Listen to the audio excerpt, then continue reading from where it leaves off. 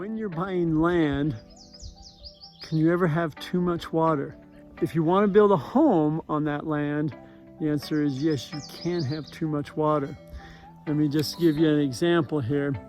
And if you're looking to buy land, especially in Utah, happy to work with you, happy to help you find something and increase your confidence, reduce your risk as we determine if there's sufficient water on that land for you to build a home or a business building or multi-unit property, whatever, or multi-unit buildings, whatever it is.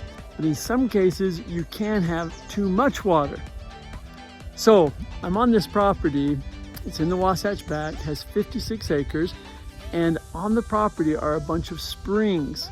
Okay, you can see right behind me, this coming down below this tree here is some water. It's just water that just flows out. There's a number of areas here where water is just flowing out and it runs down.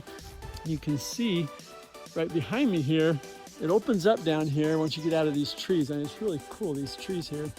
But it opens up and it has a great area down here below where you could put a home or maybe a couple homes. But is there too much water? Are you going to be able to put in your footing foundation and build your home?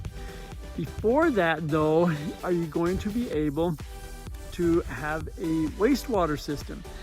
Most often when you're in these rural areas, you're going to need to put in a septic tank or a wastewater system for all of your wastewater. In most rural areas, you're going to have to look and determine what kind of wastewater system you're going to be able to put onto the property for all of your wastewater, for your home or whatever you're going to do on the property. So first thing you want to do is get what's called a percolation test. And that test shows how quickly water percolates through the ground, how quickly it is absorbed into the ground.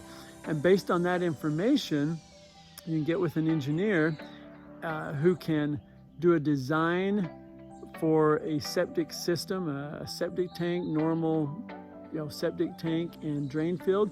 Or if it doesn't perk at the approved rate, you may need to have an alternative system of taking care of your wastewater.